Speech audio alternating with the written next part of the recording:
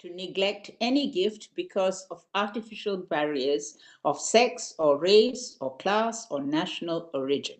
This was said by Margaret Mead many, many years ago.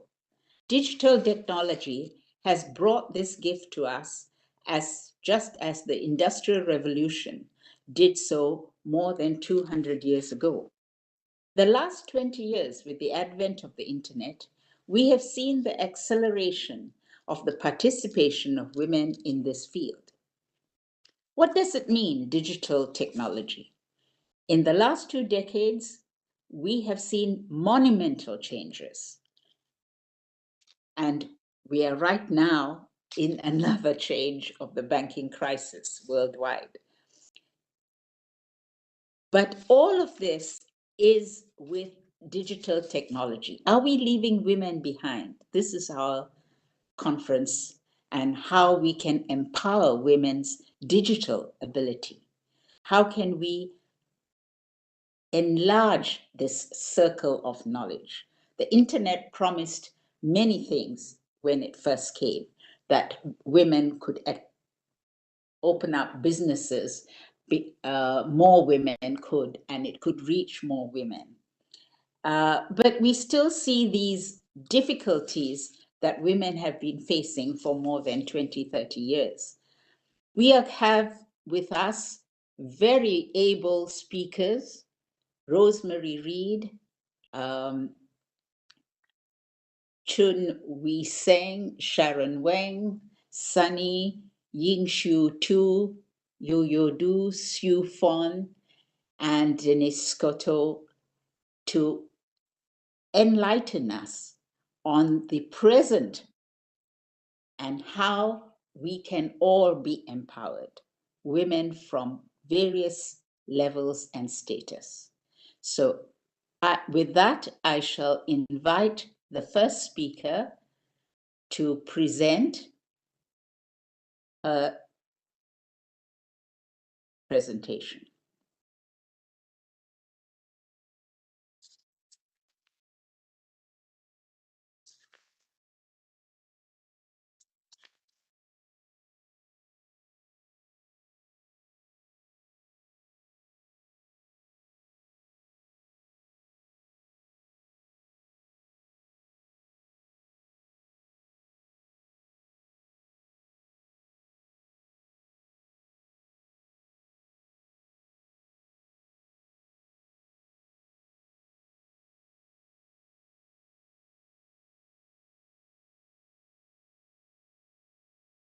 Who is this first speaker? Denise, not yet online. So. Okay. But I noticed that we have also more Leslie Sai, Yu Yin, which whom I did not introduce. Should I introduce them?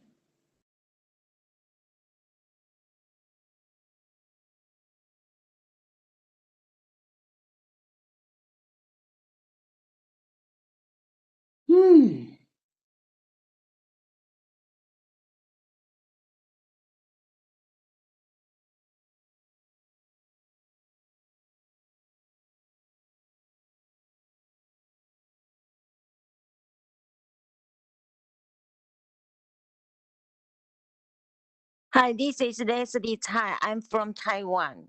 Thank you.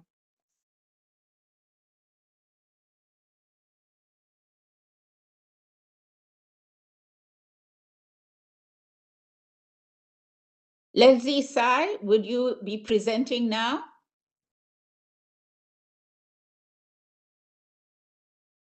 We are still waiting for Dennis Gotto. Perhaps Leslie Sai would be able to start. Could we please Junwei Chen to present firstly? Okay, that'd be a good idea. Okay, I can be the first speaker to have the presentation to you. And yes, please. Okay, wait a minute. That let me open the PowerPoint.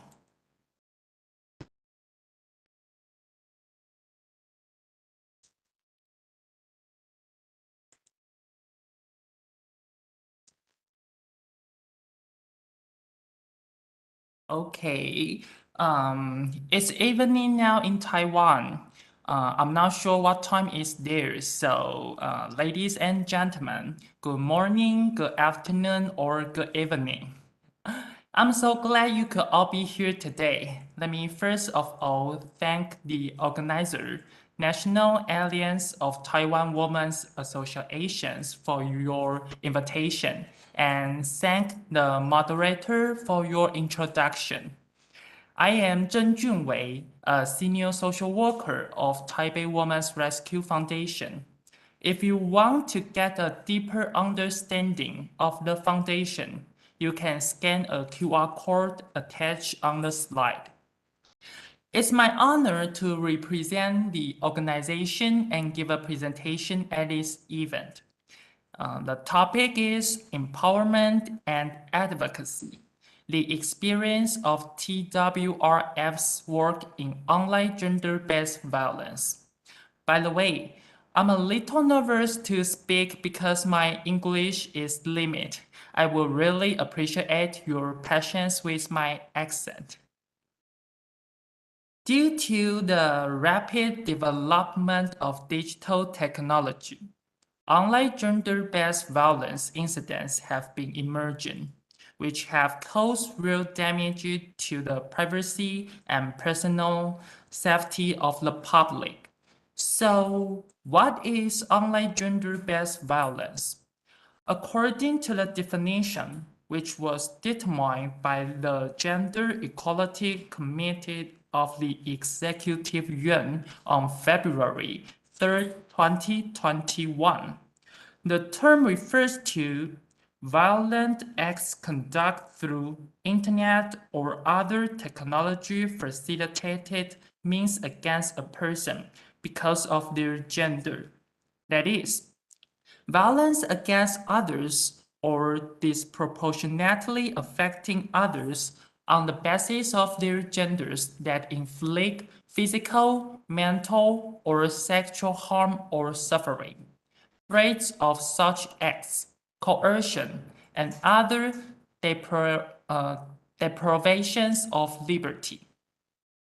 There are 10 types of digital gender-based violence stated in the document, including cyberstalking, distributing other people's intimate personal data regarding sexuality or gender with malicious intent or without their consent, online sexual harassment, gender-based derogatory or hate speech or acts, sextortion, cyber manhunt, rape or death threats on gender biases, recruitment, gaining illegal access to or stealing other people's data, and identity forgery or false personation.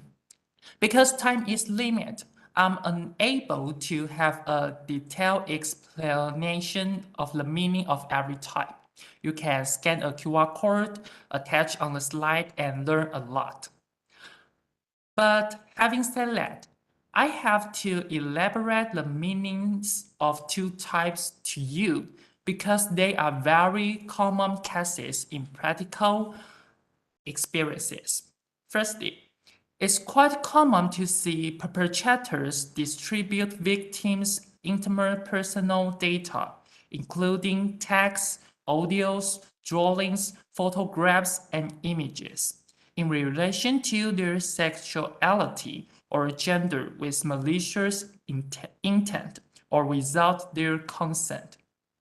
And we call this distributing other people's intimate personal data regarding sexuality or gender with malicious intent or without their consent. In addition, some perpetrators often use the disclosure of victims' intimate personal data as the means to extort, threaten, or coerce them. It means sextortion. After having an approximate idea of what online gender-based violence is, let's move on to the next part. Owing to online sexual violence has been a global emerging issue in recent years. Taipei Women's Rescue Foundation has set up a hotline since 2015 and then built a special website to provide counseling service to the victims and their families. We also provide case management for clients.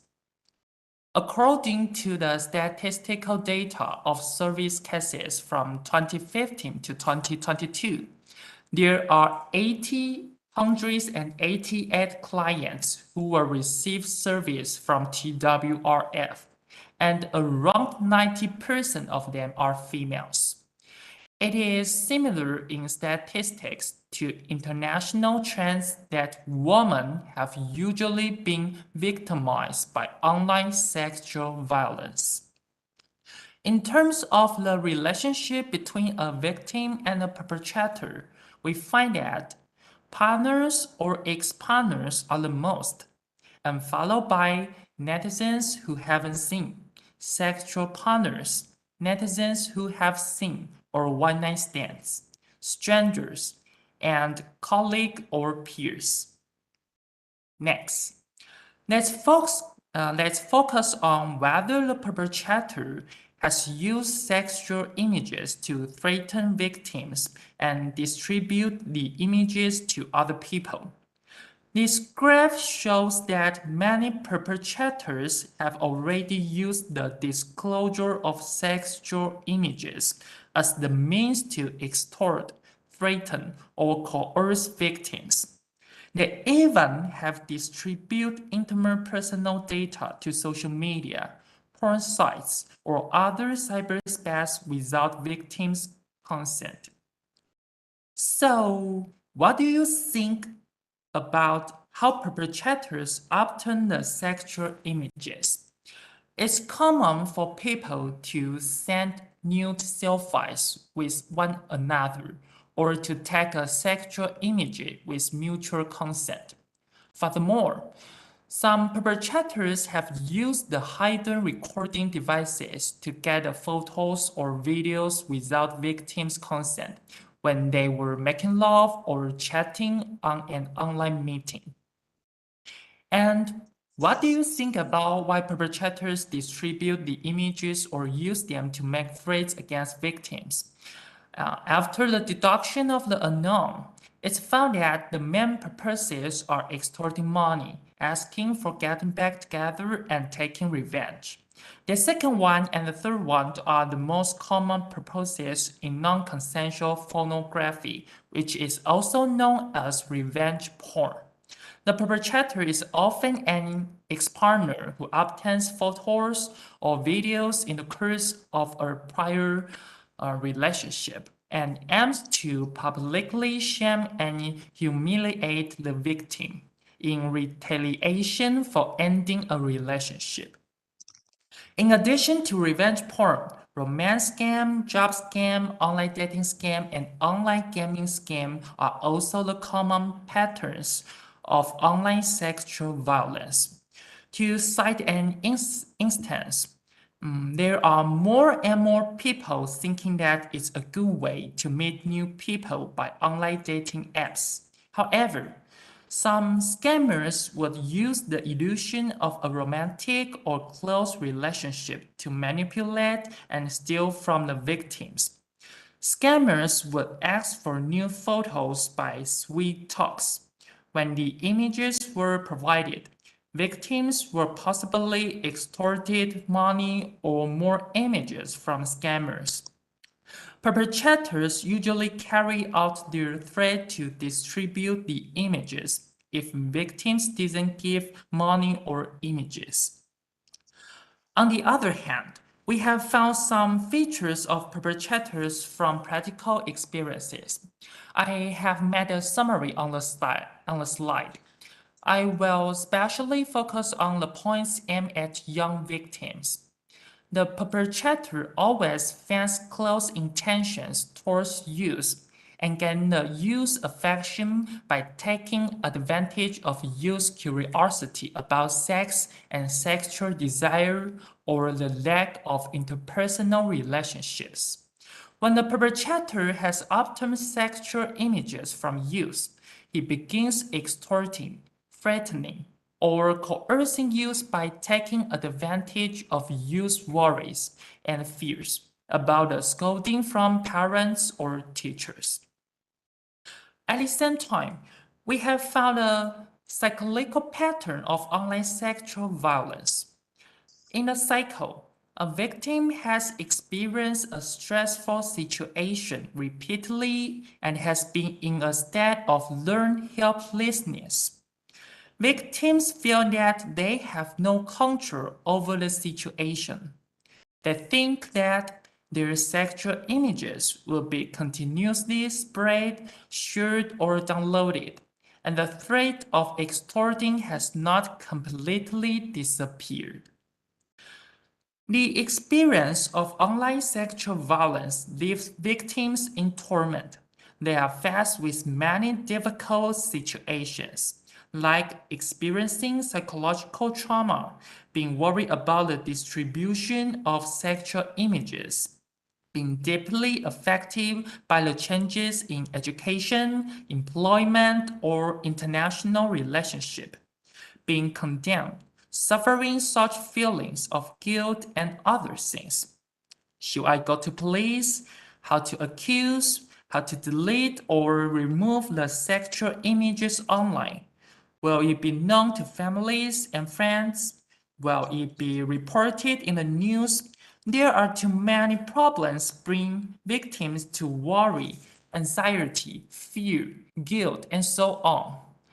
The victim could totally use a hand, and no one should leave him or her alone. As I mentioned in a previous slide, Taipei Women's Rescue Foundation has provided service for victims since 2015. The case work we have done is based on feminist social work. We intend to empower clients to have the control over their lives and derive their self-worth. For instance, the social worker will discuss the attribution of the incident with clients and let them know it's not your fault. Only if clients don't blame themselves will they pick themselves up and make some moves.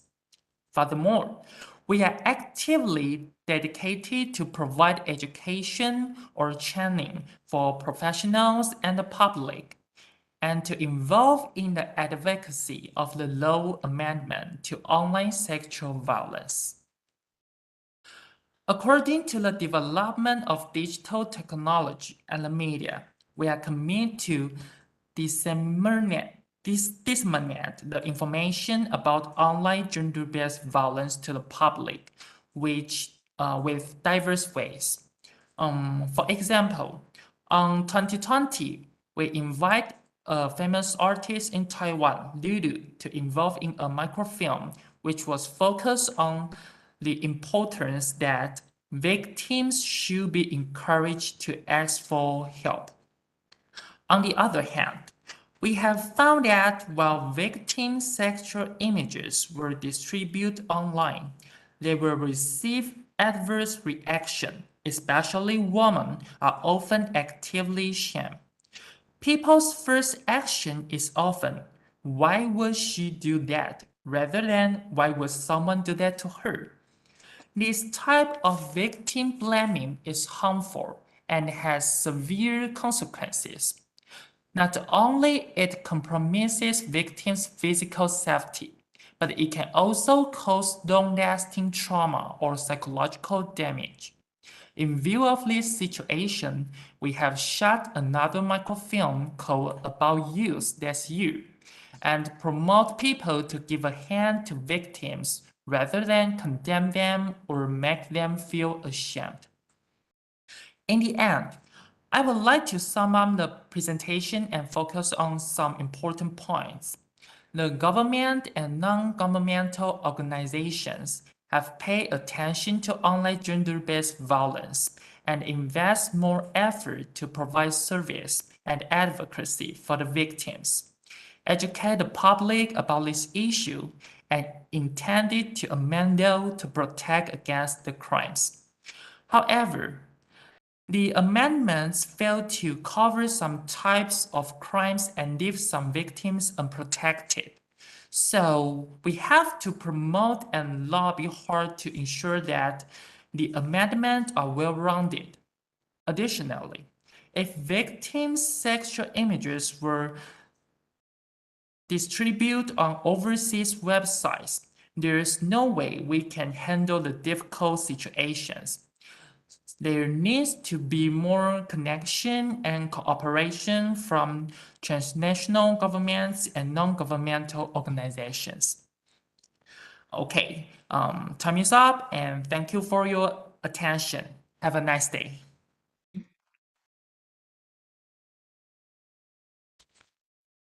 Thank you very much, Chun Win Sieng, who presented a very comprehensive and good talk on gender-based violence.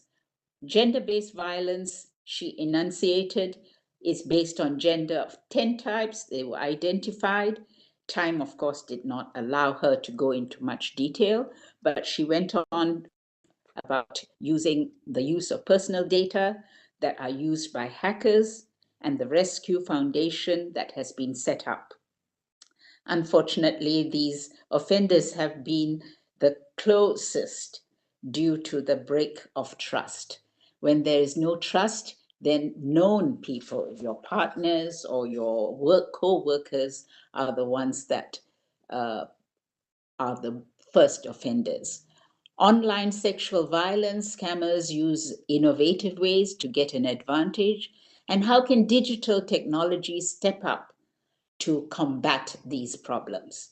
These were very well set out in her presentation, and the best control, of course, that we could gather from this is self-control. And it is illustrated with the TWRF's services and the fact that microfilms have been used, and lastly, government and non-governmental organizations and how they can help as well. Our next speaker is ready, I think, and so I will call upon Dennis Cotto.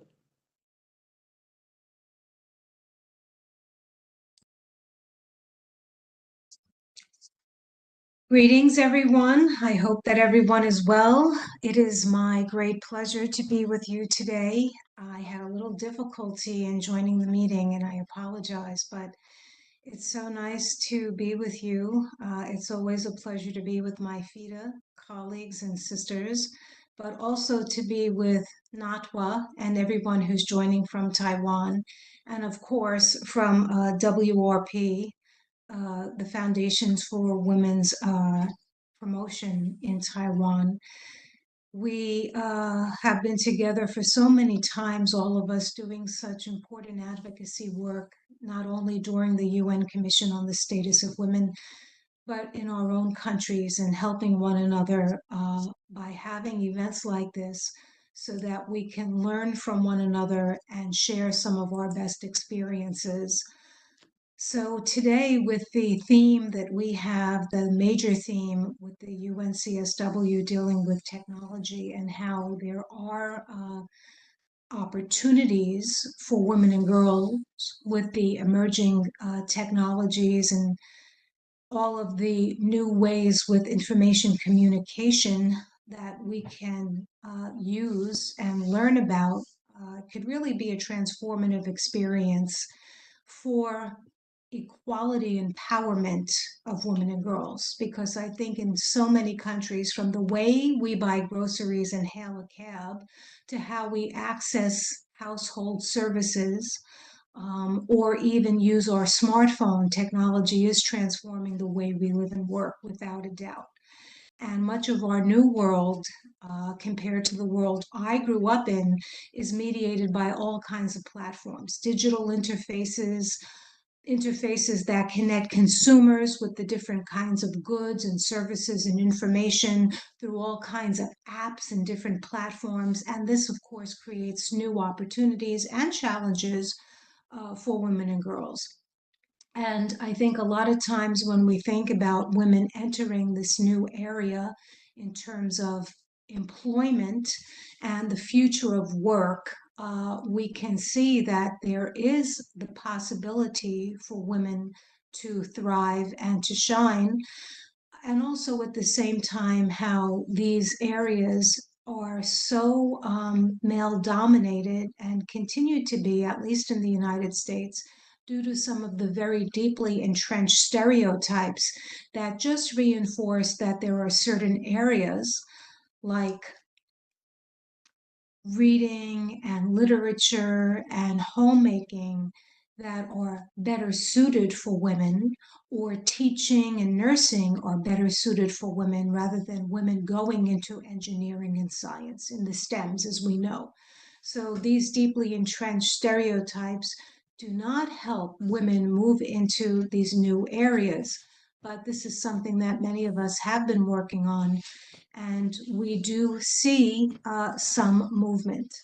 We know that the digital technology space does have a lot of possibility when we talk about education and expression, but also of women and girls gathering together so that there are safe spaces for them to learn, for them to join and share experiences, for them and many other women who are like human rights defenders or journalists to share and to connect. So there's a lot that's going on in these kinds of spaces. But I do want to talk a little bit about what we're experiencing now in societies and in the US in particular about artificial intelligence and virtual reality and blockchain and big data, because these are some things that I'm dealing with in my work as an attorney. And we do have new business models from these digital platforms. And there are very serious questions that get posed when we talk about things like artificial intelligence and using that for the good, and virtual reality and using that for the good, and the use of robotics for the good. You know, some of this we can see easily, like, for example, robotics in surgery and helping to pinpoint specific areas that are just so much better to use a robot rather than a surgeon, or in so many ways, or to use a laser rather than a surgeon in so many ways. And in terms of artificial intelligence, it could be very powerful if it's used again positively. But we know that very few women participate in these areas. Part of it is, again, these deeply entrenched stereotypes and the lack of opportunity for girls starting at the ground floor when they're in school. I think that another thing that goes into it that we should be aware of when we're talking about funding for companies and for tech companies, a lot of times the funding is given to male-dominated companies, organizations, startups, foundations, you name it. So when we talk about this idea of moving women and girls into new areas and having new opportunities, the funding is a really big and very important question. And just recently, a couple of days ago in the United States, we've had the SV Bank, Silicon Valley Bank, which catered to a lot of startups and the tech industry, and even to some big pharma, the big pharmaceutical companies that used a lot of this technological innovation for many medical devices, did have real issues. And part of that bank, the UK part, was bought out by HSBC. But there is a crisis now that's going on, I think, in the banking sector, and we see this from SV Bank. But I don't want to stray too far afield with that. I want to stay on our topic about the ability of women and girls in technology and digital platforms. And I just want to say, since I've talked a little bit about SV Bank, Silicon Valley in the United States, in the middle of California, is really the tech haven. It's the heart of where technology is being innovated, where the companies are located and doing business, from Twitter to Facebook to so many different companies are located there. And I want to bring up a few points that I think are important for girls and women. When we talk about the future of work and we talk about these companies, it's still very male dominated. And for those women and those young women who get into these companies, it's very difficult.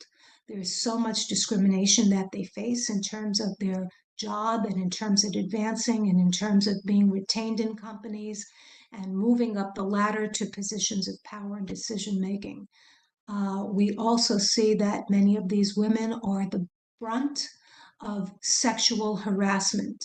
Sexual harassment in many forms of being exposed to pornography, of being exposed to really disgusting jokes that men make to these women and expose these women to that. Also the physical. And then again, when we talk about the inability to have a wage for equal work they're doing with men, they're not getting that equal pay. And again, in terms of advancing in these companies, that's not a possibility. There have been many class action lawsuits against some of these companies, specifically around an unsafe workplace and for sexual harassment and for this kind of culture that is so male dominated that does not allow women to really flourish and to advance to these kinds of positions of power and decision making. In many ways, we see different kinds of things in the technology sector, for example, gaming. And we know worldwide that many of these gaming platforms have been designed by men, and that these games themselves do not portray women in a very positive light. And in fact, there's a lot of violence against women in these games. And there's been a lot of advocacy to change this. So the digital platforms that we see are very positive in some ways for the promise that they allow, but in the reality, there has been a lot of negativity. I do want to say that a lot of these online platforms, in some ways, since COVID-19 has happened, has forced women out of the workforce because companies shut down, and some women needed to leave because of the caretaking responsibilities and the disproportionate burden of household responsibilities that had fallen on them. And by really getting involved in the digital economy, by doing some work remotely, which is what the digital economy can do, it has allowed women to stay in the workforce, to do things in a flexible way, to allow them to have these kind of teleworking relationships so that women can choose how to work, when to work, where to work. And that's been important. But the downside of this is that there are many young women and women who are seeking this work. And what does that do? It decreases the wages because there's a huge supply of women who are able to do this. And that, unfortunately, does have an impact on the pay and the pay scale. I want to speak a little bit about mobile-based applications. We know with respect to smartphones, there's so much that can be done. From financial services, from health, from skill development, from job searching, and even a little bit of job training. This has been very, very important, and it's been very helpful to women and girls so that they can really participate in many ways. But I do want to say that, again, I think that sometimes when we talk about these things, using these kinds of apps can really limit women and girls in so many ways, because again, when we talk about these kinds of opportunities for women, we need more and more women and young girls to learn how to become these app designers so that they can really bring in the way for women and girls to easily use these kinds of platforms and take advantage of it. So from women investors to investing in women companies, for women to be involved in these gaming platforms for them to be involved in designing a lot of these mobile apps, designing content of so much in the apps and on these platforms. These are areas where we are looking for women and girls to get involved in, and hope that, as more and more girls are understanding the importance of this kind of education, and they're giving the education and the training, that they can flourish and change the industry in these kinds of ways. I guess one of the last things I want to talk a little bit about is what the first speaker talked about, is the online sexual violence against women. We know that using the internet, apps, and a lot of these platforms make our lives easier in some ways, but at the downside, there's a very harsh reality that we know that there is online sexual violence, and people are trolling women, and then people are targeting women in many ways. And part of the whole Silicon Valley mentality with the sexual harassment had been a lot of online sexual violence, not only to the women who were working in companies, but just generally across the board by these men who were working in these companies, to their female friends or their girlfriends or their ex-girlfriends, and even not far from home, a good friend of mine has a daughter who is a teenager, and she is the butt of online bullying. And online bullying has been so difficult that she almost had a suicide attempt. So we really need to take the internet and all that it offers very seriously from a positive standpoint, but also from a negative standpoint. And in terms of this online sexual violence, I think that we do need to think about having better laws in effect and better ways of understanding the uses of these platforms and how it impacts women. In the United States, we do have stalking, and now we have cyber stalking in some states as a criminalized act.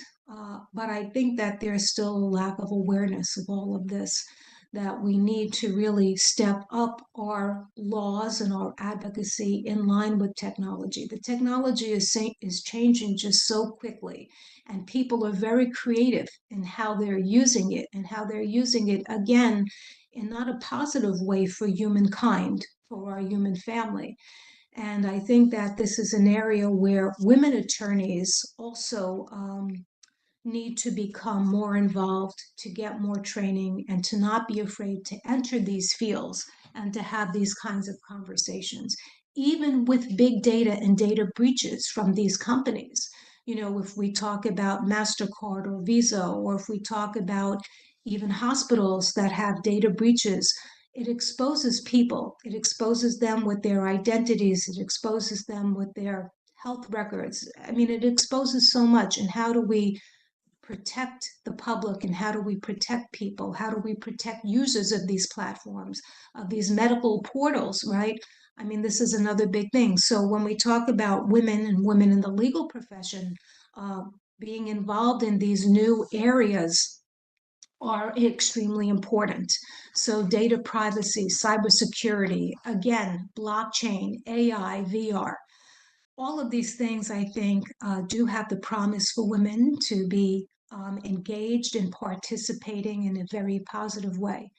And I think that part of it is, for someone around my age, is to not be afraid of the technology and not be afraid of seeking help to learn more about that. So I think I've taken up enough of your time. I hope that I've provided a useful intervention and statement, and I look forward to answering any questions that you may have, but also hearing from our other fellow panelists. Again, very thanks to everyone who invited me, and sending good wishes to everyone. It's nice to be with you again.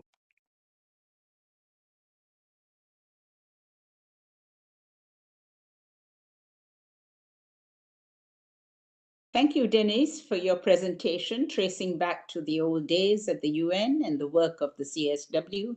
The digital technology allows and raises the level of sharing. And then you talked about the big data, AI, robotics. These are definitely great strides in technology that we all have benefited on the planet. The question of funding has been and still is a stumbling block in the digital technology sector. And the tech haven in Silicon Valley is still male dominated, so the prejudice still continues. It seems more girls and women have to be present. How? That's the big question that I'm sure the following speakers will also be able to throw some light.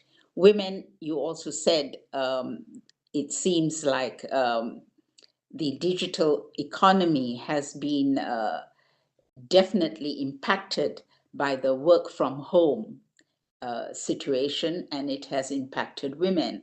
Mobile applications have and are playing an important role in women and girls on the digital platform. This was also enlightened by your talk.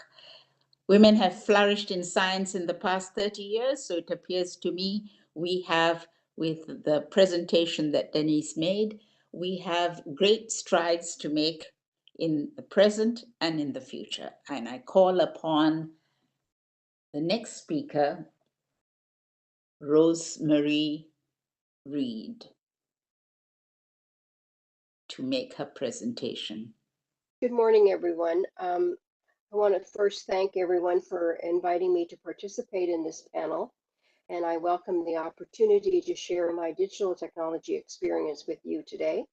And I did prepare a video presentation, so at this time I would like the host to share my video with you, and be happy to answer any questions when it's time at the end. Thank you very much.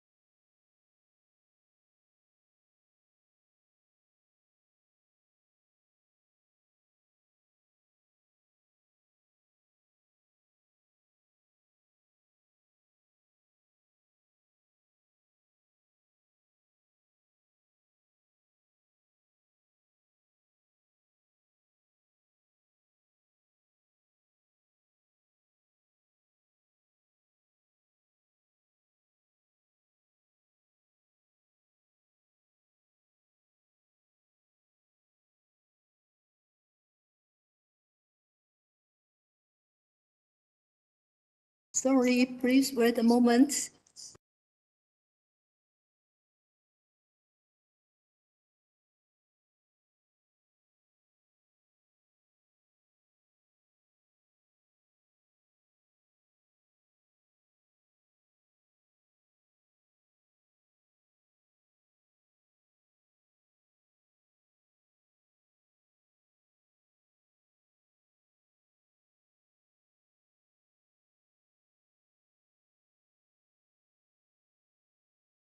You may begin again, Rosemary Reed, please.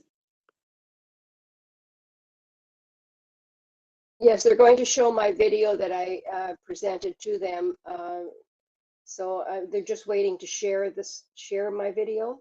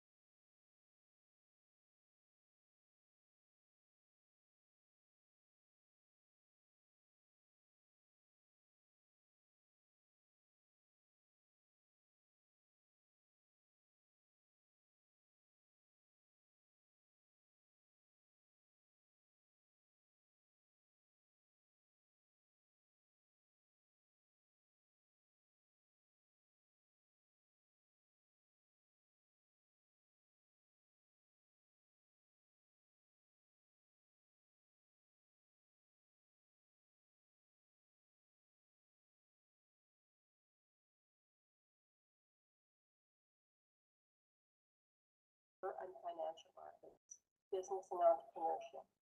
It can help women access new markets, work flexibly and distantly.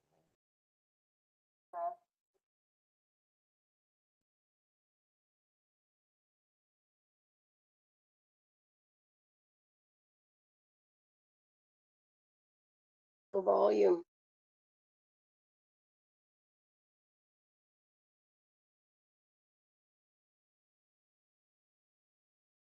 Many emerging and developing economies tend to prevent from accessing digital devices that can help them overcome some of these restrictions. And even in the most developed countries, where female enrollment rates, science, technology, and women from fully realizing the chances offered by digitalization. Missing out on the most promising jobs in the digital age. So how can we change that? You often hear this story from the context of international development. Give a fish to a woman and it can feed her for a day. Give a fish net or a fishing rod to a woman and it can feed her for life.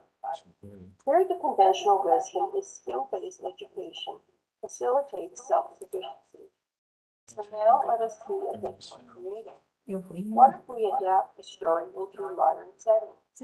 What happens if we give a smartphone or a tablet to a woman? Would she be economically empowered in today's digital world, like the happy ending of our good old story? The good news is women nowadays have a greater chance to own a technology device, even in less developed countries. Overall, global internet use has increased from 20.6% to 47.1% over 10 years since 2007, according to Web Foundation. Growth figures are impressive and represent a positive trend. While men may still be more likely to have a smartphone and lower hardware costs, portable mobile data accelerated the pace of making internet more accessible by women. The bad news is mere possession of a smartphone does not necessarily mean women are digitally savvy enough to acquire useful skills and achieve economic self-empowerment. 刚才好像没试到这个，就是他那个现在影片的声音，对。How many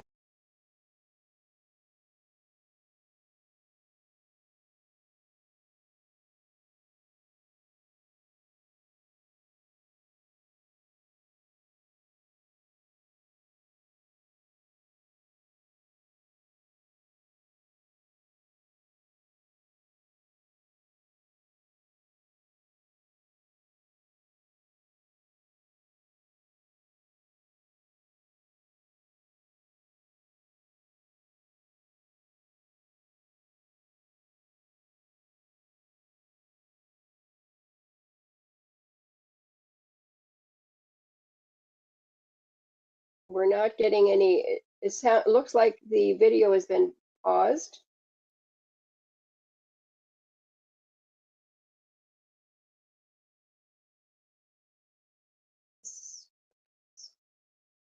I think there's some technical problems here because your video was very good. When I know, I don't know what, it looks like it's being paused by the Yeah, host. that's right. So So if I can hear you now loud and clear. So if you can just give them a minute, I'm sure they'll rectify that soon. Okay, great, thank you. Pause it. Thank you very much.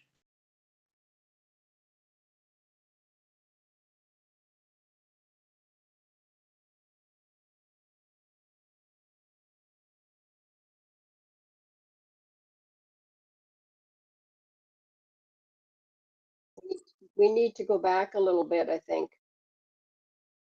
You don't mind?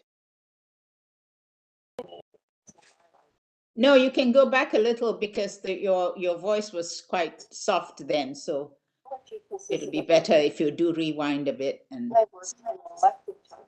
yeah, that's okay. Memory typewriter. In the early 80s, I had my first standalone computer with a DOS operating system. Very rudimentary compared to today's Windows technology. I was fortunate during my career in that my employer provided basic software training to assist me in performing my job more effectively. However, this basic training is not enough to French markers for maximizing the potential that technology has offered me. I enrolled in numerous advanced training courses at our local college, as well as practice using various functions of software application. This is a lot of trial and error. After taking numerous courses, community college offers me an opportunity to teach classes on the same applications I had used. This is a way to pass on my knowledge and empower others to learn as much about the application as possible. It was also a way to show my employer that I was convinced, committed to keep advancing in my career. Over the years, technology changed, and I had to adapt to software applications from various devices, such as Word Perfect Word, to Microsoft Office 365, from IBM PC to Mac, iPad, iPhone, and smartphones, and smartwatches. I took advantage of many online tutorials by watching YouTube videos on how to prepare PowerPoint presentations, newsletters using Publisher, and project management software. Created my own personal Facebook account. Facebook was introduced. I also created my club Facebook account and trained others to maintain the account. Most recently, I learned how to prepare Facebook and Instagram graphic posts using Canva. During the pandemic, I wanted to no longer meet in person, soon became the virtual medium to connect us to work and meetings with family, friends, and volunteer organizations in which we belong. Again, to learn all aspects of Zoom, I resorted to the internet. Scouted out various tutorials and YouTube videos on how to effectively use Zoom. Here are some of the resources available to help learn more about various software applications. And these are only some of the resources available online. Microsoft Office 365 training, and you can see there's training for each application under Microsoft 365. There's also tutorials, for example, for Word, which I've used. There's PowerPoint presentations for tutorial for beginners. There's Canva YouTube videos on how to use Canva. There's online software tech support for Canva from the beginning. And as well, there's Zoom tutorials. I also have a free Zoom account, and I regularly receive invites to attend webinars on how to effectively use Zoom. Education is the key to success, and my thirst for knowledge, whether it be technology or being an effective leader, has empowered me to be a mentor to other women by encouraging them to step outside of their comfort zone.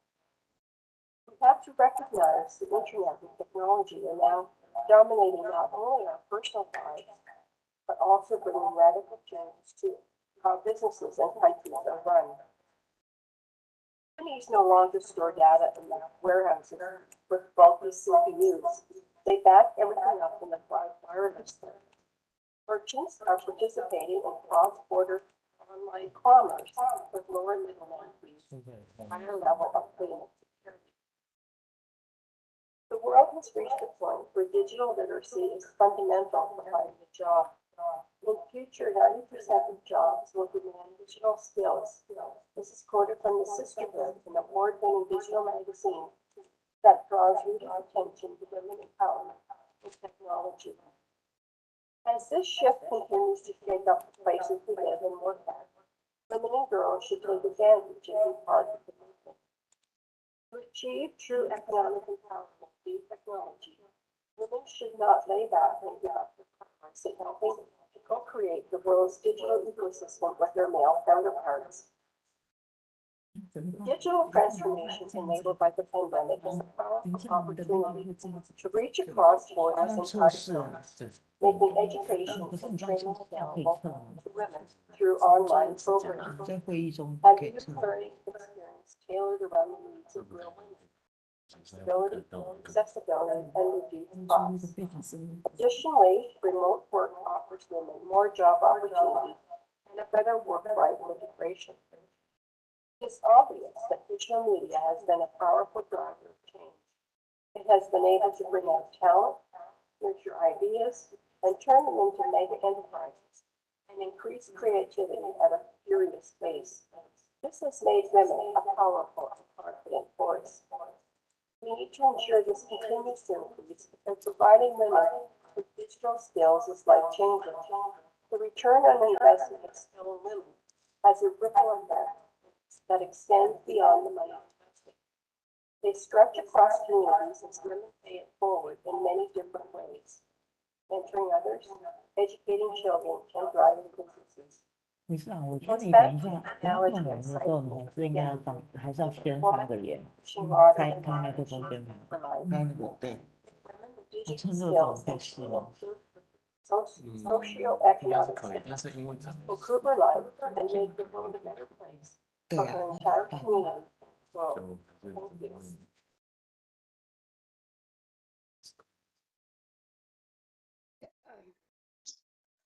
It's unfortunate we had background noise there, and I apologize. It wasn't as clear as it should have been. Just to recap, at one point in time, we were told that we need to save everything on a floppy disk, so we did. And then we were then stopped making floppy disks, so we had to save it on a CD. And then they stopped making CDs, so now we were told to store everything on our hard drive or a USB. And then the hard drives failed to open and the USB drives were empty. So now we're showing saving everything on the cloud. So we wait, and that's how everything will take place, and until something new comes along. And it is really important that we ensure that women and girls do have the opportunity to learn more about technology and take it upon themselves to learn. There's all kinds of tools online for women and girls to learn how to use various applications, and I encourage them to do so because it is a digital world and they need to, have the skills to compete with other for positions in the workplace. So thank you very much for the opportunity. Thank you very much, Rosemary Reed. Yes, I am sorry about the background. It couldn't be helped. I think it was all because as you took us through the history of online training and the many tutorials available to us during all the ages, the use of Zoom, and now we are right here today using everything that you have taken us through with. The importance of digital literacy is absolutely fundamental. 90% of jobs will demand digital literacy. And today's presentation was really a masterclass. Thank you for your presentation. Your slides were very informative. And I now will call upon Sue Fon and Yo-Yo Du to make their presentation. Thank you very much. Okay. Good evening. I'm Shufan Chen. Sorry for the technical problem a few minutes ago. Yeah.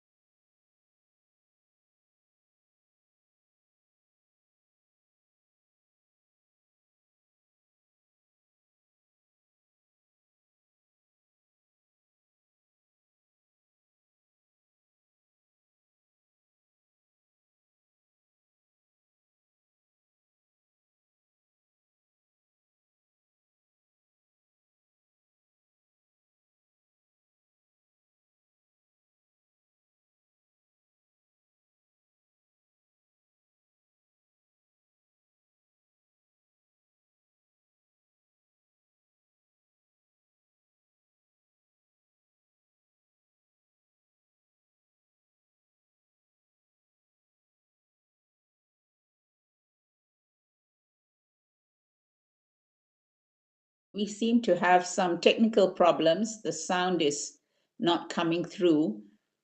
So Sufon and you do have to be in touch with the technical staff.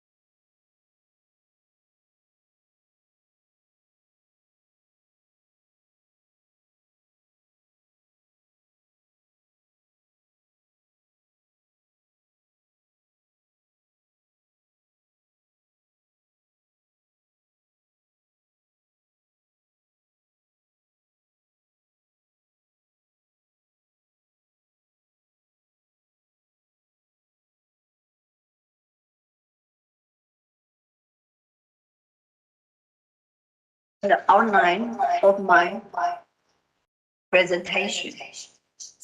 First, purpose of NATWA. 他们这样 The 子 NATWA is 可以 working on 是 empowering 会 people 一样的 echo 吗？ Movie video shooting teaching in 2021, a video production teaching 2021 to 2022, and goes to challenges and expectations. In the digital age, if there is no digital ability at all, it is like being isolated from the world. So everyone has the needs to enhance digital ability. Adhering to the founding purpose of NATWA, we try to empower women's digital 很 ability. 热闹，那 video 呢？ I also to show you the purpose of NATWA. 身份证 NATWA was founded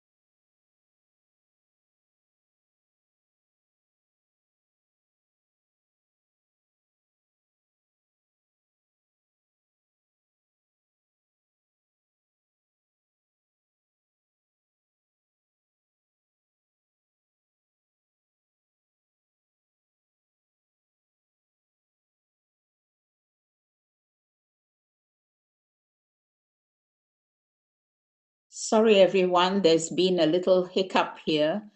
They are trying to fix the sound as well as the video.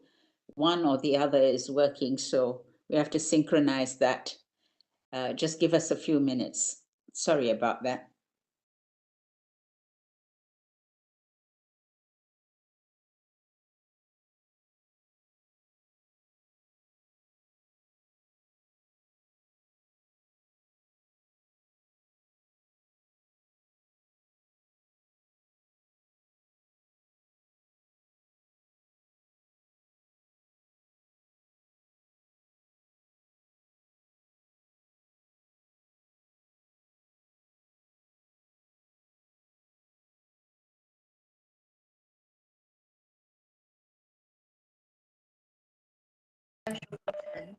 chairperson of NATWA. and also Director of Feeder Thailand. Good evening here. Good morning and good day, everyone. I'm Xu Fengchen, Chairperson of NATRA, and also Director of Feeder Taiwan and Director of Feeder. It is my pleasure to share our experience with you. First of all, I will show you where is Taiwan and the outline of my presentation. First, purpose of NATRA. The NATRA is working on empowering digital ability. Mobile video shooting teaching in 2021, a video production teaching 2021 to 2022, and goes to challenges and expectations. In the digital age, if there is no digital ability at all, it is like being isolated from the world. So everyone has the need to enhance digital ability.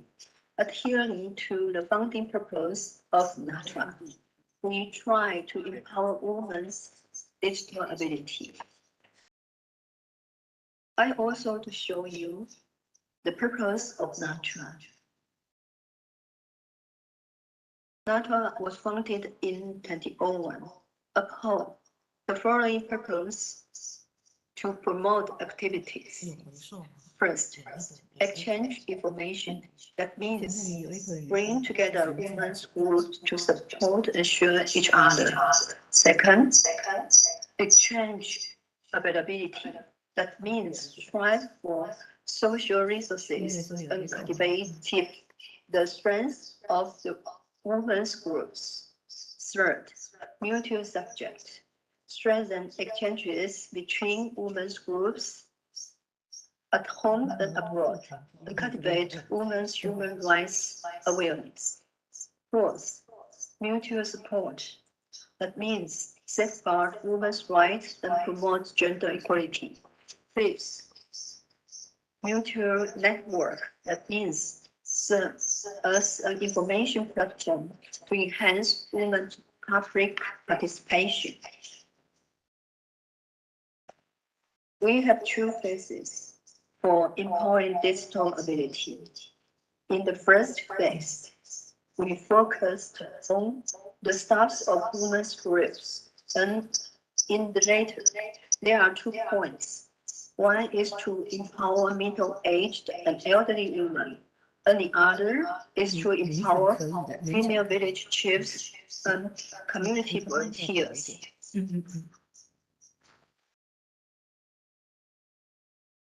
From 2009 to 2016, we have cultivated the digital abilities of staffs of the women groups in various parts of Taiwan. The series of courses is known as Internet Women's School. That were e-cultivation circuit training course and blog DIY circuit training course, community management training program, web video application course, cloud computing tools and smartphone app function course, charitable fundraising training course, cloud office application training course. I will share with you mobile video shooting teaching in 2021. The content of 2 days course included different video formats, composition and shooting of the screen, branding ability of groups, writing script and shooting in groups, video editing teaching, result exhibition.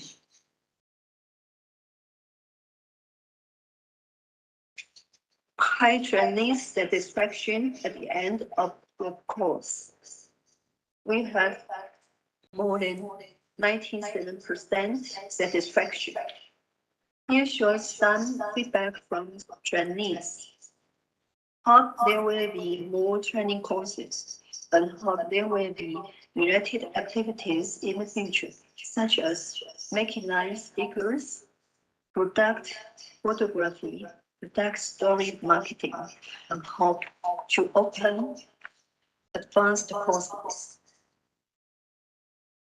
And we have 100% satisfaction with course content and topics. Taipei is shown red and Taichung is shown pink. 100% satisfaction with the lecturer's expressive ability. 3% helpful content shared by lecturers. 100% of the course content can be applied to life. And the course is 100% helpful for middle-aged and elderly women. And there are some photos from class. These pictures shows teaching how to operate mobile photography in Taipei. And these pictures shows there are also male participants. Script planning, green and vibrant work in Taichung. Line sharing is here. And Yu, Secretary of NATRA, will continue to share the foreign experiences. Good evening, everyone. I'm Yo-Yo Du, Secretary General of NATRA. It's my pleasure to show you how we run video training classes to empower women's digital ability. From 2021 to 2022, we run video production teaching courses to empower female village chiefs and community volunteers who are interested in video production. It has three purposes: women's video perspective training, community historical development record, community event video promotion. We expect to achieve three benefits: quantitative change, cultivate more female community video workers; qualitative change, cultivate more village video workers with female perspectives, social welfare thinking, and civic cultural awareness. Rooted in the community, connect non-governmental organizations and village chiefs, implement women's social welfare, and create an ideal home and society fundamental. We held 5 weeks intensive courses in 2021. The first class, we showed the documentary of This Changes Everything. This film interviews a variety of actresses and women filmmakers, and it examines sexism in the Hollywood film industry. By showing this film, we expected to awaken the trainees' female consciousness and workplace discrimination. We managed theoretic courses including fieldwork, proposal writing, camera language in film, camera and sound, story structure before post-production, promotion and marketing. And we also managed practical courses including camera practical operation, non-linear editing practical operation. Trainees need to submit homework every week. Homework for the first week is the review of This Changes Everything. Here are summaries of the trainees. After watching this documentary, I realized in Hollywood, women have always been bullied and in a vulnerable position. Female characters are always disrespected. No one cares about females' voices. I think the situation exists generally in another working field. Mass media is powerful to educate and shape the minds of people. Young children learn today's social values through videos. which makes it easy to have the idea of objectify women and easily affects their thoughts and behavior. The issue of gender inequality discussed in this film still clearly affects our lives. Women should speak out bravely. We can also have power. Since I was a child, I was often exposed to sexual harassment, as well as the attitudes of men around me, including the roles of fathers and male teachers, which made me hate men. In fact, almost all women have the problem of being sexually harassed. I was seriously looking at the transition skills shot by shot and how this documentary inserts pictures that are related to the content of the statements. My mind began to imagine how to shoot interview scenes for my own story and how to use Lumina now to shoot smoothly when I interview my characters. Here are photos of the courses.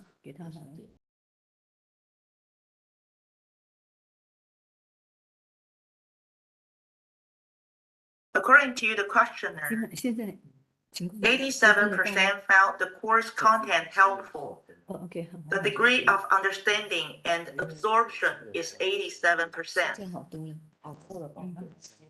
87% are satisfied with the teaching material design and teaching content. 93% think the course can be practically applied in the future. In 2022, we held 6 weeks intensive courses.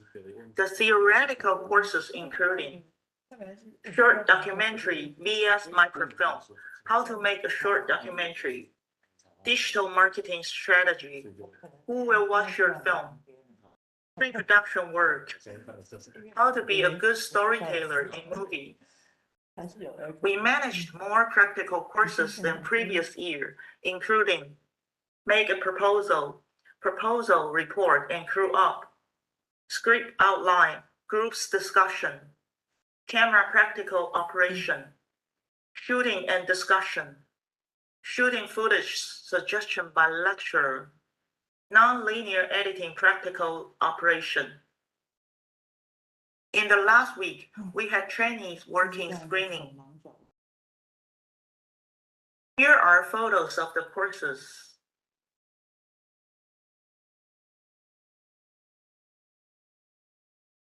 Here are summaries of the trainees' feedback. I learned how to present the real world objectively through the shots and try to think a creative way to attract the audience attention and get reflection and emotion from it.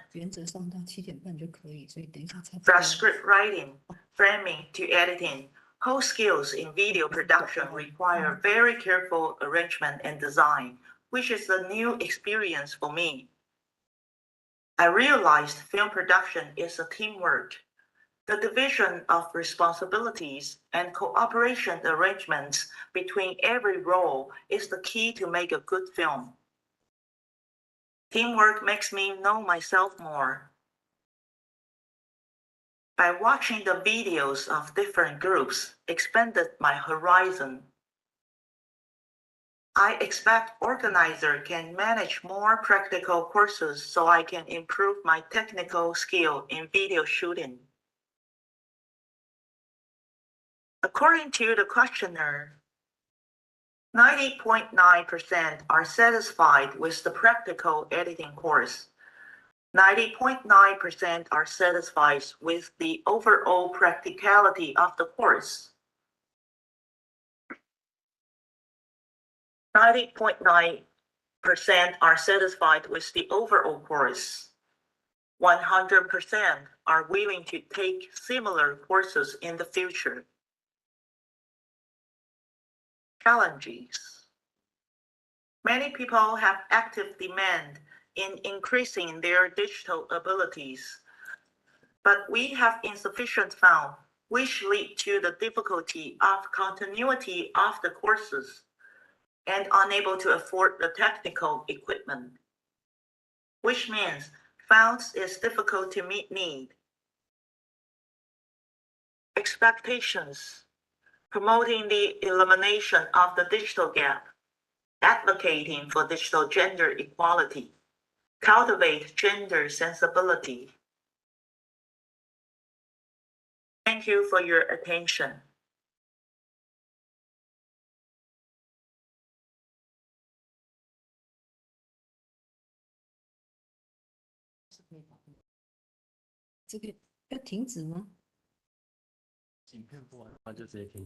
OK， 那就可以打字打开了。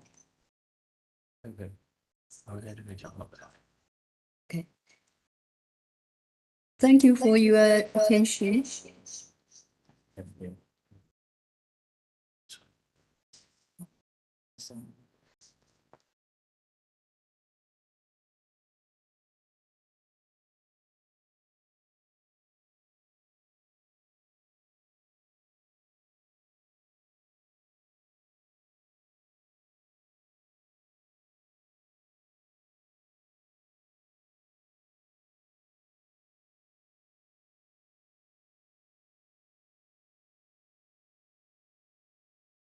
Thank you both for a very, very comprehensive and excellent presentation on NATWA, how it was founded in 2001, and how actively it promotes and upholds activities in women's groups.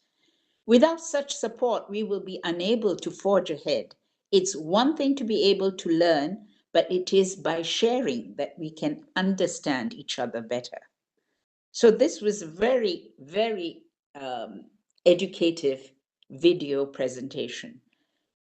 It has shown us a way in which women and girls can be supported. Video production and teaching courses, they bring video teaching to village women as well. The practical courses provided by the documentary that is entitled, "This Changes Everything." It was very impressive. The social pressures and sexual harassment are handled in a sensitive manner, understanding teaching materials in theoretical courses and practical courses. These are important. The importance of teamwork and the making of a good film expands our horizons. Nothing like a good film. It's the Oscars tonight or last night.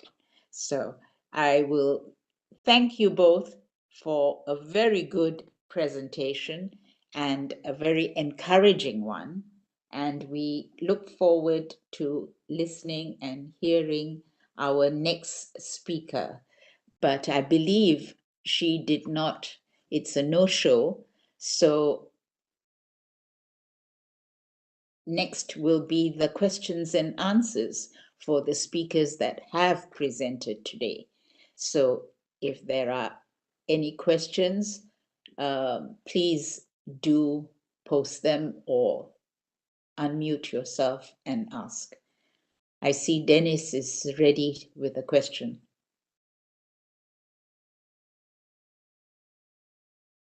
Ready for a question. I just thought it would be nice to see people if there are questions and answers. I'm happy to speak to any questions people have. I would like to make a comment though. I really appreciated Rosemary Reed and the way that you put everything so clearly and easily out there for these important resources for online learning. I think it's wonderful that you had that presentation, because sometimes, you think, oh, wow, how can I learn about this? But you're absolutely right. I mean, YouTube in and of itself just has so much. People go to YouTube to learn how to do some electrical work. I mean, there's all kinds of things on YouTube, and it's nice for us to be reminded the way you reminded us that that's an important resource today. So I really appreciated that. And I do want to say about NATWA, I know for years you've been doing such excellent work. And, in terms of not leaving women and girls behind, it's absolutely true to do this training for video. I mean, even now with different committees that we're involved in, even for this particular presentation, I was asked to give a video. I'm not really so savvy on this, but you know, as Rosemary had indicated, Zoom does have these kinds of tutorials. So I was able to provide a video. I didn't use it today. I spoke spontaneously, but you know, I think that more and more it's just going to be so important for our youngsters and for our girls and our women in particular to know and to feel comfortable using these technologies, and learning how to do it is just so pivotal and critical. So thank you so much for your statements and for explaining what you've been involved in, because I think it's just so wonderful and people need to know about it. I think that there's a question in the chat from Sunny from Taiwan, from Women's Foundation Rights and Promotion, and she appreciated all the presentations, but she wanted to ask Mr. Tsang a question. Just as you said, online sexual violence is a very important issue, and she's deeply affected by your work. She'd like to know a little bit more about what you do when you provide the service to victims and empower their ability, especially the digital ability.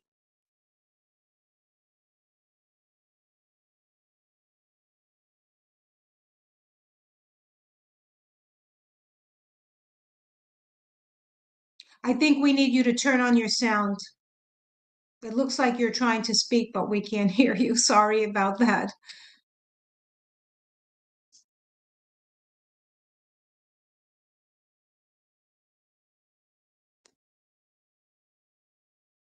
Unmute yourself, please.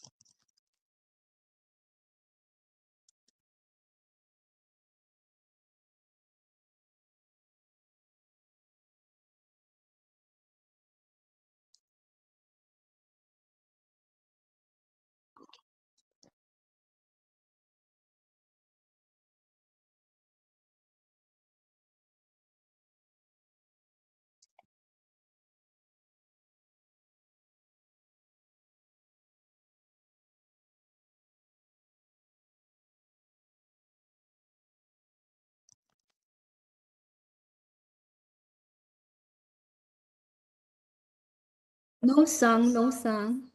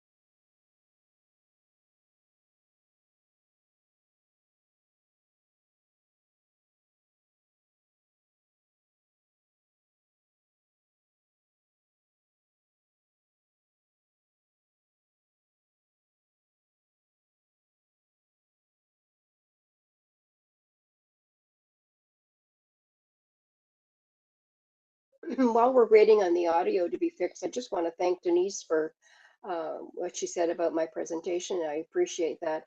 And, you know, in addition to the online tutorials and whatever, there's also in each of the programs that whether it's Word or PowerPoint or Excel or whatever, there's a help section in the actual program as well.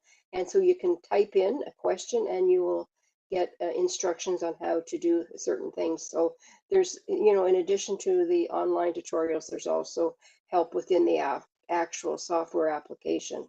So, you know, it's very, it takes some time to learn, but you know, the more you practice, the better you are at you know, finding out all the intricacies of the actual software application.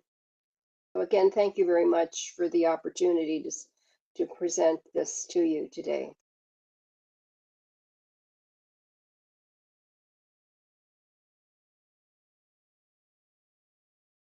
Thank you for that, because it is important that we follow through, that we understand when we use digital technology that we can do a lot in self-help programs for the tutorials, like you said, and to go to the help sections.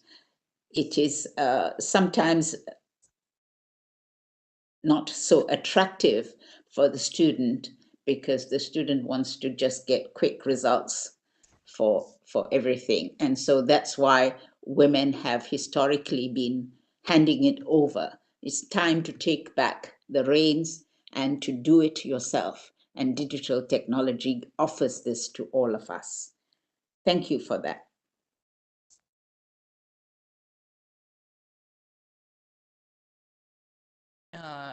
Hello, everyone. Can you hear me now? Very good. We can. Oh, Yes. thank you. Thank you. Loud and clear. So please begin. Okay. So for the Sunny's questions, okay. Sunny, thank you for your question. From our practical experience, social workers will lead the discussion with clients about the features and usage of online platforms. How to search for evidence by cell phone, computer, or other technology products. How to track the online direction of perpetrator, and so on.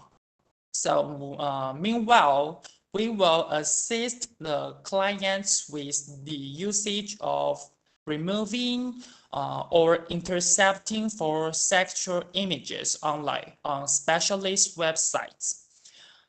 Furthermore, we have found that the victims were not only tormented by the disclosure of sexual images, but also at risk of personal data breaches.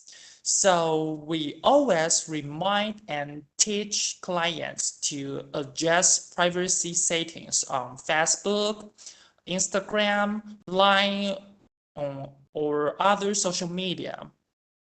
As for the need of online legal or psychological counseling, we will ensure that clients have enough understanding of the usage of the equipment, like Google Meet, WebEx meetings, and so on.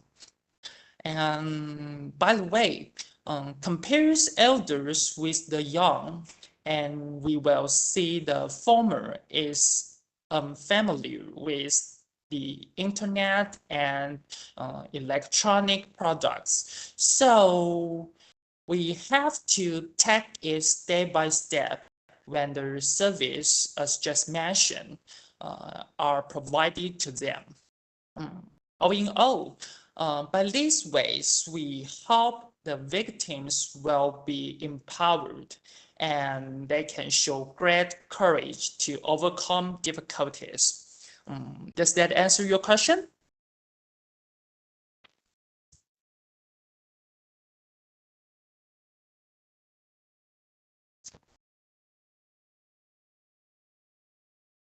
Sunny, you can tell me my answer. Does my answer?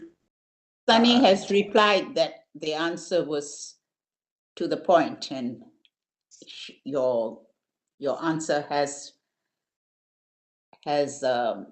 clarified her question. Okay. Oh, I see. Okay. When the social worker provided services. Okay.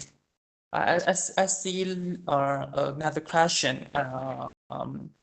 Yeah, the social workers must have enough understanding of technological advances, the features of online media, the usage of equipments and websites, and so on. Also, we need to strive to make ourselves have the better ability to use ICT to provide service, educate the public, and advocate amending the law.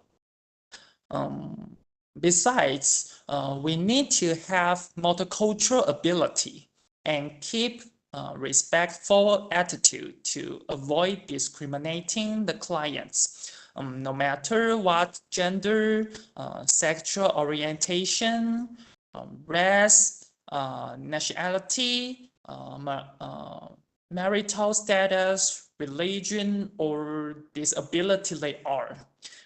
So it's my answer. And Sunny, I'm very glad you asked that. Thank you.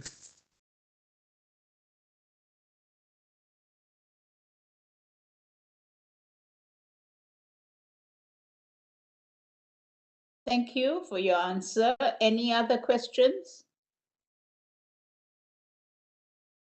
You may ask questions to any of the other speakers or presenters.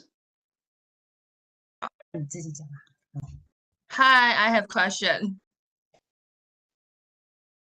My name is Yun. Can you hear me? Yes, we can. Nguyen, please go ahead with your question. Great. Please address your question to, is it to any special speaker or is it a general question to the panel? I think it's a general question. Okay.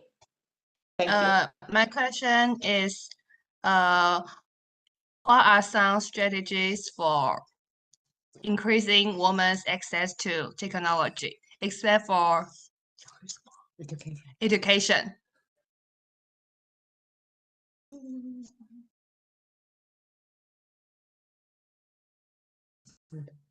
It's my question. Thank you.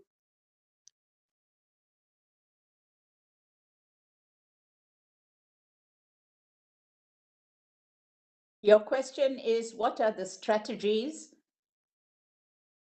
Yes. in digital education?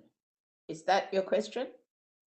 No, my question is, except for education, is there another way to increase women to use technology? So instead of the formal education, is there another way to educate women to use technology? Yes. Would anybody like to take that question?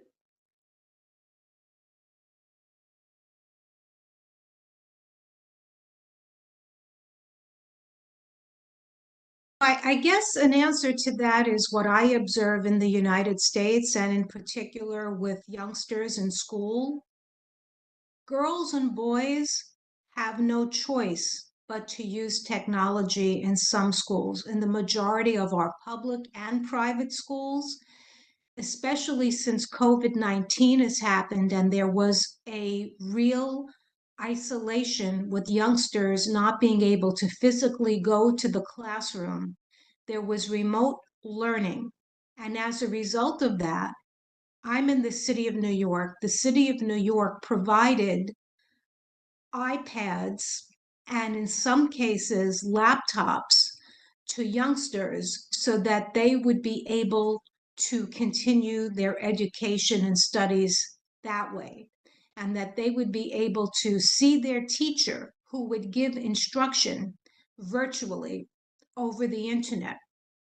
So given COVID-19, I know that where I am and in many other parts in the US, because of that pandemic, it forced many youngsters to learn technology and to have access. People who may not have had the ability to buy technology were given the access for free. The access to the laptop, to the iPad, to the internet service as well.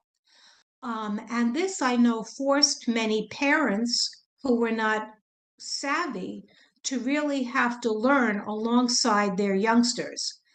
You know, I had a friend years ago who started a foundation where she created libraries in schools in rural areas in Turkey. And what she found was it's not just the youngsters who benefit from having the books and learning how to read, but it's their entire families, and then it ripples out to the communities. And this is what I have seen and people have seen as a result of this learning and not going physically to school through COVID-19, at least where I am. I'd be interested to know about other people.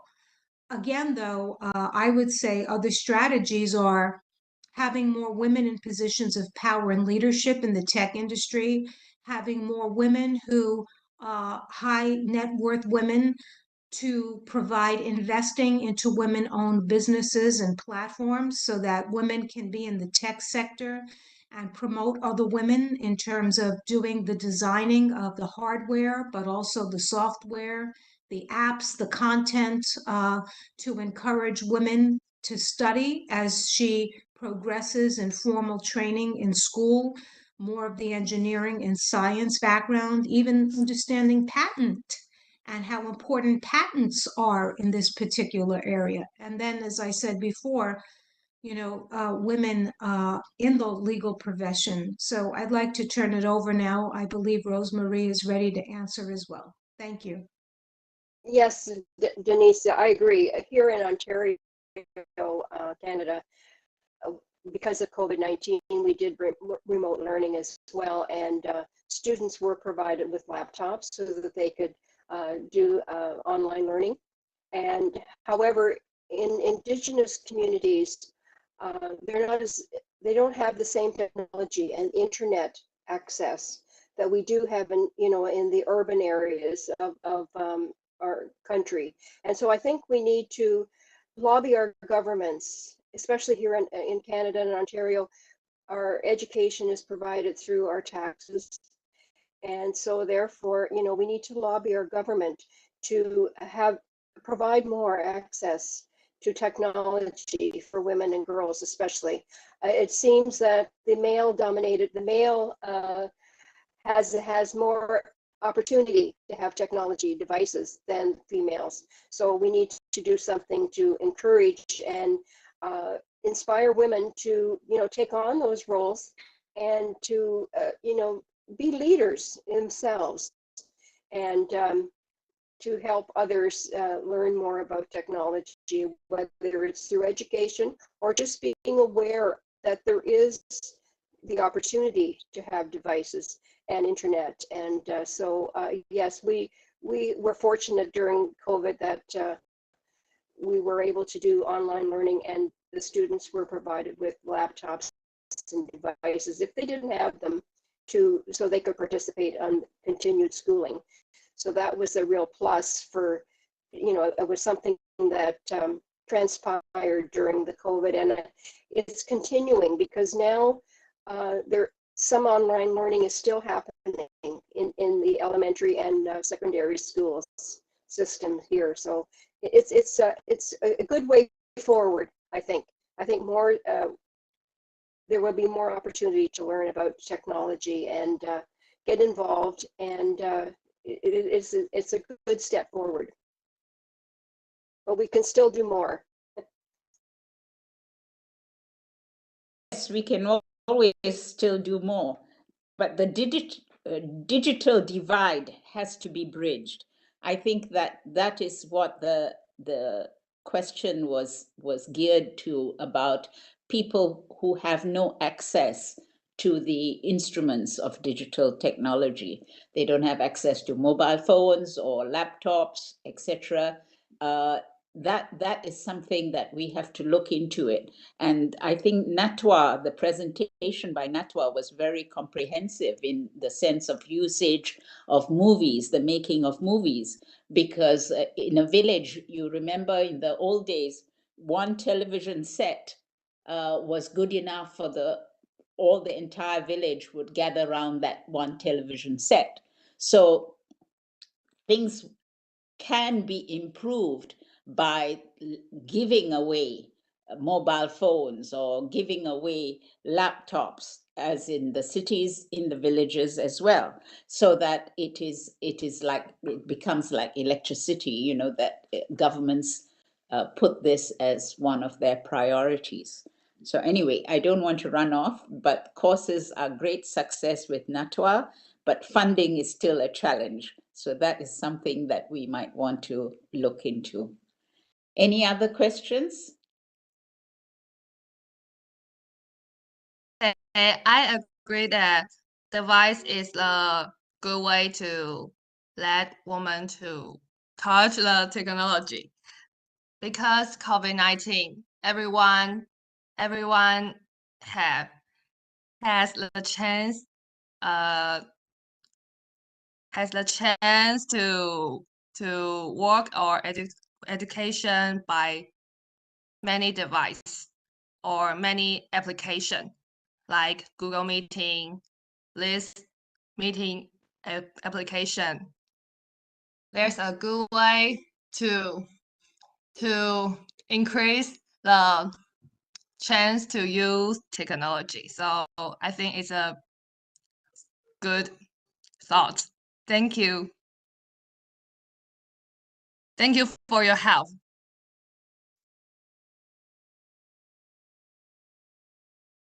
Thank you, everyone. Anybody else have a question?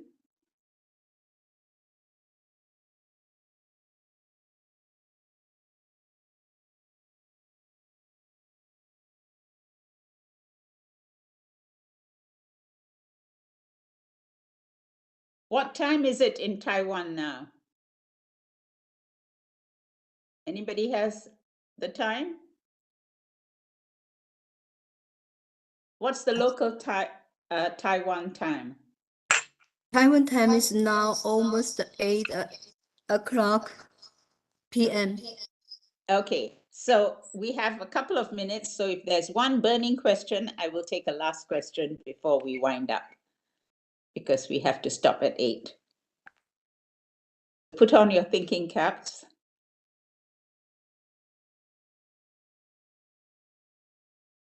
And I will thank you, every lecturers who will show us their experiences. I think it's really helpful for us to understand how the digital ability is important now.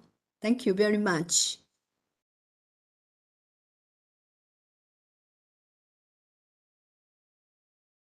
Thank you, everyone, all the presenters who did a great job in presenting and doing their digital work in a most profound way.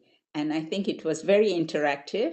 And I thank all the speakers and all the people who asked the questions and all the back workers that did the technical know-how at the back. But it showed that it was a teamwork, and it's possible to bridge the gap. We can do it. Yes, we can. Thank you very much, all of you, for attending this conference. Thank you.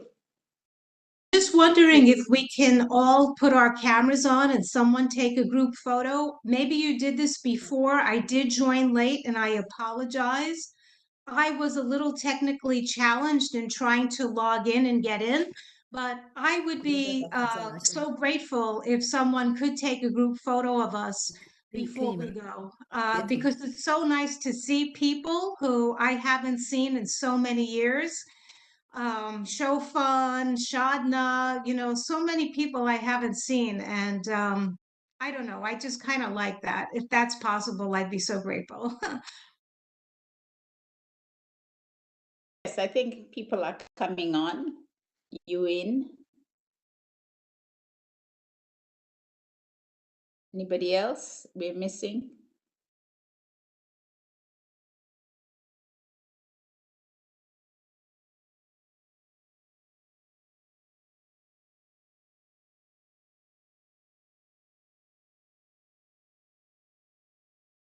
Silvana, hey, nice to see you too. Ciao. Hi. Oh, nice to see you. Silvana. I'm glad you joined us, Silvana. Thank you, Shadana.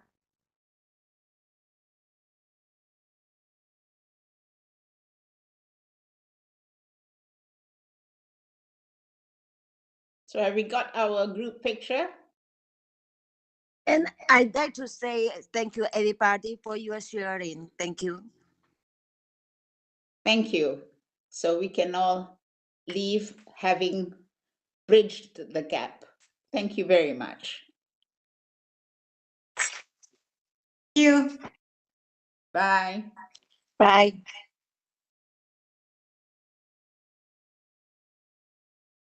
Bye-bye. Thank you very much.